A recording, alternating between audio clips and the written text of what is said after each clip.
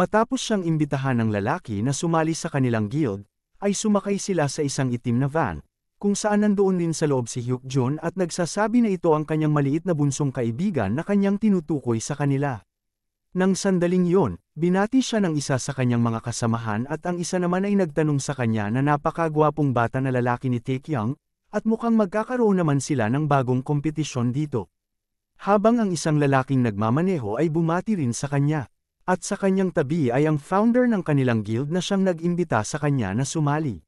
Sinabi ni Hyukjun sa kanya na ang mga taong ito ay halos mga nasa E-rank na hunter at halos 10 taon na silang magkakilala lahat. Habang ang isa naman ay nagsabi na kay tagal na noong una silang nagsimula at parang ang bilis lang ng oras. Sa puntong yon, napasabi sa kanyang sarili si Taekyung na ang kanyang karanasan bilang hunter ay hindi na rin nasa antas ng pagiging baguhan. Pero ang mga taong ito ay malamang mga veterano na sa pagiging hunter. Sa anumang kaso, si Taekyung ay nagtataka sa mga nangyayari ngayon, sapagkat ang kanyang dating kaibigan ay iba na kumpara dati. At hindi siya sanay na makita siyang ganito palagi. Nagsalita ang isang lalaki sa kanya na narinig nito na siya ay nirekomenda ng malaking lalaki na yun sa kanila at sa tingin niya, siya ay magaling kaya ito nirekomenda ng kanyang kasamahan. Kaya't nagtanong si Taekyung kung anong ibig sabihin nitong nirekomenda, habang si Hyukjun ay nainis ng binuko ito ng kanyang kasamahan. Kaya siya ay tumayo sa loob ng van pero tumama ang kanyang ulo sa kisame ng van kaya nagtamo ito ng bukol sa kanyang ulo. Nang sandaling yon, tinawanan siya ng kanyang kasamahan at tinutukso na kung paano ito nakahanap ng asawa sa kanyang pagiging malaking tao. Habang si Taekyung ay nakatitig sa kanya at hindi nagsasalita. Sa puntong yon, naalala ni Taekyung ang pinag-usapan nila ng lalaking nag-imbita sa kanya na sumali sa guild. Sinabi nito sa kanya na ang mga pinto para sa mga E-rank na hunter ay makakatanggap ng malaking bayad na tumataya sa $30 at 20% lamang dito ay mapupunta sa guild, kaya inalok siya ng lalaking upang maging tagadala ng kanilang bagahe. Kaya ng sandaling yun tinanggap ni Taekyung ang trabaho na yon. Dahil sa mataas na bigayan ng sweldo at wala ring guild na nagbibigay ng ganoong kalaking pera para sa simpleng tungkulin na maging isang tagadala ng bagahe. Matapos nito, tumingin si Hyukjun sa kanya nang tinawag ang kanyang pangalan ni Taekyung. Sinabi sa kanya ni Taekyung na siya ay nagpapasalamat sa kanya, sapagkat nirekomenda siya nito sa kanilang boss na isali sa kanilang grupo. Sa oras na yon, sinabi sa kanya ni Hyukjun na ito ay wala lamang sa kanya. Dahil hindi naman ganun karami ang kanyang ginawa at siya ay nagbigay lamang ng mungkahi sa kanilang boss. At ang gumagawa ng panghuling desisyon ay ang kanilang leader na si Choi. Kaya't sa oras na yon, masayang sinabi ni Taekyung sa kanila na gagawin niya ang lahat ng kanyang makakaya. Habang ang kanilang leader na si Choi, ay nagsasabi na naayos na niya ang lahat at sisimulan na nitong magplano. Sa puntong yon, dumating na rin sila sa kanilang pupuntahan kung saan nandoon ang entrance ng mga gate papunta sa ibang mundo ng mga halimaw. Ang portal na ito, ay isa sa mga natirang labi mula sa malaking sakuna. Ang mga pintuang ito ang ginamit na ruta ng pagsalakay ng hari ng demonyo na si Asmodeus mga 30 taon na ang nakararaan. Ngunit mabilis itong naging pinagkukunan ng kita para sa mga hunter at isa sa mga lugar na pinagmumulan ng mataas na enerhiya. Ang mga mahikang hiyas na matatagpuan dito ang nagbibigay daan para sa mga ganitong hakbang. Sa loob ng gate, anumang bagay na hindi pinapagana ng mahika ay hindi magagamit dahil mabilis itong nasisira at nagiging walang silbi. Dahil dito, kailangang gumamit ang mga hunter ng mga kagamitang pinanday gamit ang mahikang hiyas, at dahil dito, habang tumataas ang iyong sweldo, tumataas din ang iyong mga gastusin para sa mga kagamitang ito. Nang makarating na sila sa lugar, nagtanong ang isa sa mga kasamahan ni Taekyung sa kanya kung ilang taon na ang kanyang ginagamit na kasuutan. Sinagot siya ni Taekyung na siya ay hindi sigurado, dahil ang gear na ito ay nasa kanya na nung nagsimula siya sa pagiging hunter, kaya tinataya nito na nasa 7 taon na ito. Sa puntong yon, nagulat si Hyukjun sa kanyang pagkarinig ng 7 taon, at sinabi niya kay Taekyung na napaka-sobra na ng kanyang pagtitipid at tila hindi na ito tama para sa kanya. Dagdag pa niya, kung handa ba si Taekyung na isugal ang kanyang buhay para sa maliit na halaga ng pera. Sinabi sa kanya ni Taekyung na wala itong magagawa dahil ito lang ang kanyang makakaya sa ngayon. Sumagot naman si Hyukjun sa kanya na heto ay ayos lang, dahil siya ay nakatalaga sa isang hindi nakikipaglaban na posisyon, pero pinayuhan siya na kailangan pa rin niyang maging maingat sa kanyang bantay. Habang naalala nito ang sinabi ng kanyang kapatid sa loob ng laro kung saan sinabi rin sa kanya na siya ay mag-ingat, kaya tumugon sa kanya si Taekyang na siya ay susunod sa kanyang payo. Nang sandaling yon, lumipat ang kanilang pansin sa isang lalaki, habang ito ay nagtatanong sa kanila kung sila ba ay handa na. Nang siya ay biglang lumapit sa kanila nang nakasuot ng nakapula at magarbong kagamitan, habang sinasabi niya sa kanila na sila ay magsisimula na. Na nagbigay naman ng gulat kay Taekyang, at napasigaw ng holy shit at sinabi niya sa kanya na di ba ito ang Crimson Dragon na set. Sa puntong yon, ang halos lahat ng kanyang mga kasamahan ay nakatitig sa kanya ng may pagkagulat. Kaya sa oras din na yon, nagtataka si Taekyang kung ano ba ang nangyayari dito at tila nag-iba bigla ang mood ng lahat, dahil nakatitig ang mga lahat niyang kasamahan sa kanya. Kaya ng oras na yon, humingi ng pasensya si Taekyang sa kanyang mga ekspresyon. Dahil nakikita niya lamang ang kagamitang yun sa isang luxury na katalog, kaya medyo nagulat siya noong makita niya ito na sinuot ni Choi. Kaya humingi siya ng tawad kung mayroon siyang nasabi na hindi dapat. Sinabi sa kanya ni Choi, na ayos lang, pero dapat niyang malaman na ang gear na ito ay gawa mula sa 5 iba't ibang uri ng mahika, kasama na ang ilang B-rank na mahika na mga hiyas. Kaya sa oras na yon, nagtataka si Taekyang sa ibig nitong sabihin kaya napakamot na lang siya ng kanyang ulo.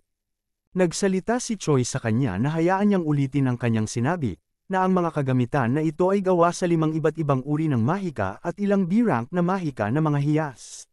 Dagdag pa niya, ang dahilan kung bakit sikat ang balat ng Crimson Drake ay dahil sa espesyal na kislap nito. Kaya't pangunahing pangdekorasyon lang ito, dahil hindi naman talaga ito nagbibigay ng maraming benepisyo. Pero nagandahan siya sa ganitong gamit kaya't masaya na siya dito. Pagkatapos nito, nagsimula na silang pumasok sa entrance ng portal. At naunang lumapit si Choi sa gitnang bahagi ng portal at sinabi sa kanyang mga kasamahan na sila ay magpatuloy na. Kaya nang sandaling yon, nagsimula na ang grupo na pumasok sa loob ng portal. Habang si Taekyang ay nagtataka pa rin sa pagkatao ni Choi, kaya nagtanong siya sa kanyang kaibigan kung ano ang meron sa lalaking yon. Sumagot naman si Hyuk-jun kung ang kanyang tinutukoy ay ang kanilang leader na si Choi. Nagsalita siya sa kanya na ang lalaking yon ay sobrang nabighani sa mga gamit pang kasuutan.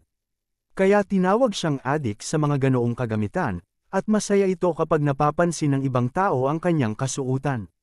Sinabi rin ni Hyuk-jun sa kanya na mayroon itong narinig na mga chismis na ang lalaking yun ay inuubos ang kanyang lahat ng kayamanan para lang sa kanyang mga gears, at tinatabi pa ito sa kanyang pagtulog. Kaya sa mga oras na yon, napaisip si Taekyang na ang taong yon ay kakaiba at inaakala niya noong una siya ay normal. Gayunpaman, napansin ni Taekyang na wala pa ang ibang mga miyembro sa guild. At nagtatanong ito kung kailan sila darating dito. Nang marinig ito ni Hyuk-jun, nagsalita siya sa kanya kung hindi ba niya ito nabanggit kay Taekyang. Habang siya ay tumatawa ng malakas, nagsalita ito sa kanya na ang kanilang guild ay isang bagong likha pa lamang, kaya't wala pa silang mga miyembro. Sinabi din niya na kung isasama nito ang guild leader, 3 lamang sila ang mga miyembro ng kanilang guild. Na nagbigay naman ng pagkagulat kay Taekyang nang marinig ito. Kaya sa oras na yon, habang siya ay nagpapawis, pinahinto niya ng saglit si Hyuk-jun at sinabi na kung sinusubukan ba nilang pumasok sa loob ng portal na kasama lamang ang mga taong ito. Nang may ngiti, nagsalita si Hyuk-jun sa kanya na alam niya ang kanyang ibig sabihin, pero huwag itong mag-alala dahil ang kanilang leader na si Choi ay isang C-rank na hunter, habang si Choi ay mayroong pinepermahan sa isang papel. Nang sandaling yon, nagulat si Taekyang nang malaman niya na ang kanilang leader na si Choi ay isang C-rank na hunter. At sinabi sa kanyang sarili na dapat ay napagtanto na niya ito ng mas maaga pa, noong nakita niya ang kanyang suot na gear. Dahil sa kanyang pagkaalala kung siya ay tama, ang karaniwan sa mga C-rank na hunter ay katumbas ng 10 malalakas na E-rank na hunters, kaya nagsimula ng pumasok sa loob si Choi at napagtanto ni Taekyang na wala dapat itong ipagkabahala. Habang ang ibang mga grupo ng mga hunter ay nagsisimula rin pumasok sa loob kasama ang guild ni Choi. Nang sila ay makarating sa loob, isang maliwanag na hugis bilog ang kumikislap sa kanilang harapan o tinatawag na Shine Forth Light. Habang seryoso na nakatingin si Choi dito, habang si Taekyang ay iniisip na ang bagay na ito ay napakaganda at mamahalin. Habang silang lahat ay nakatayo at nakatitig sa kumikislap na ilaw, mayroon silang napansin na isang grupo ng mga halimaw ang nakatayo malapit sa gilid ng ilaw. Nang mapansin sila ng isang halimaw, ay tumingin ito ng masakit sa kanila. Habang si Taekyang ay nakatitig sa mga halimaw, iniisip nito na sila ay hindi pangkaraniwan. Nang sandaling yon, sumugod sa kanila ang isang grupo ng mga halimaw na mayroong matatalim na pangil. Pagkatapos, iniutos sa kanila ni Choi na maghanda sa kani-kanilang mga posisyon. Ilang segundo, tumira ng mga palaso ang mga hunter na may dalang pana. At tinamaan ang isang halimaw sa kanyang tiyan. Habang ang iba pang mga halimaw ay tinamaan din sa iba't ibang parte ng kanilang mga katawan. At sa hindi inaasahan ng mga ibang halimaw ay mayroon din dalang kalasag upang dumpensa sa mga pag-atake ng palaso. Nang sandaling yon, isang pangkat ng mga halimaw ang bumungad sa kanila na mayroong dalang matutulis na espada at kalasag. Kaya sa mga oras na yon, nagtanong ang isa nitong kasamahan kung ano na ang kanilang gagawin sapagkat ang mga kaaway ay mayroon mga kalasag. Iniutos sa kanila ni Choi na sila muna ay tumabi at ang mga puwersang nakikipaglaban sa malapitan ang siyang bahala na dito. Sa puntong yon, ang mga malalaking miyembro na tinatawag nilang tank na sina Hyukjun at ang isa pa nitong kasama ay umabante sa gitna. Sa sandaling yon, sumugod ang mga halimaw sa kanila. At ang isa sa mga ito ay binangga ni Hyukjun gamit ang kanyang matibay na kalasag, na nagdulot ng pagkapinsala sa umatake. Matapos nito, ang isang matabang lalaki na may matibay na kalasag ay hinampas ang isang halimaw gamit ang kanyang malaking bola na may mga tinik. Sa sandaling yon, nagawa ng mga malalaking tank ang depensahan ang mga lumusab na mga halimaw sa kanilang harapan ng walang kahirap-hirap. Sa puntong yon, kumilos na si Choi habang ito ay unti-unting bumubunot ng kanyang espada. At nagsalita ito na siya na ang bahala sa iba pa. At sa mabilis nitong pagkilos, hiniwa niya ang mga leeg ng mga halimaw pati na rin ang kanilang mga katawan sa isang pag-atake lamang. Habang ito ay patuloy na nagsasagawa ng kanyang pag-atake, unti-unti niyang inuubos ang mga natitirang pangkat ng mga halimaw gamit lamang ang kanyang espada. Sa oras na yon, tumingin si Taekyang sa kanya at iniisip na ito pala ang puwersa ng isang C-rank na hunter. Habang iniisip niya ito, nasabi niya na ang lalaking ito ay isang mabuting mandirigma. At kung ikukumpara niya ito sa mundo ng Mirim, ay masasabi niya na ang katulad ni Choi na C-rank hunter ay isa ring first-rate warrior doon. Habang iniisip niya kung ano kaya ang kanyang status doon, ay bigla siyang may napansin sa kanyang likuran. At doon nakita niya na mayroon isang maliit na halimaw ang nakatago sa likod at nanginginig sa takot. Sa sandaling yon, habang ang kanyang mga kasamahan ay napapabilib sa kanilang leader na si Choi, sinasabi nila na tulad ng dati ay hindi na nila kailangan pang mag-effort sapagkat ang kanilang leader ay napakagaling. Habang si Taekyang ay nasa likuran at mayroong iniisip. Sa puntong yon, naisip niyang subukan ang kanyang kakayahan dito at ito ay kanyang iniisip na baka gumana rin dito ang kanyang kakayahan na nakuha sa laro. Pagkatapos, siya ay pamwesto ng kanyang pag-atake at huminga ito ng malalim kagaya sa paggamit ng kanyang chi sa laro. Habang ang maliit na halimaw ay nanginginig sa takot. Habang siya ay naghahanda na sana sa pag-atake sa maliit na halimaw. Nang bigla, ang matulis na espada ng kanilang leader ay tumama sa maliit na halimaw na naging sanhi ng pagkaputol ng kanyang ulo. Sa puntong yon, nabigla si Taekyang at napahinto. Habang si Choi ay tinatawag ang kanyang pangalan at inutusan si Taekyang na magsimula ng kumulekta ng kanilang mga mapakinabangan na bigay. Habang si Taekyang ay nakatayo lamang at hindi nagsasalita. Sa oras na yon, napansin ni Choi na parang hindi siya naririnig ni Taekyang kaya tinawag ulit ang kanyang pangalan. Habang si Taekyang ay nakatitig sa patay na halimaw at nagsasabi sa kanilang leader na napakagaling nito magsapul ng pag-atake.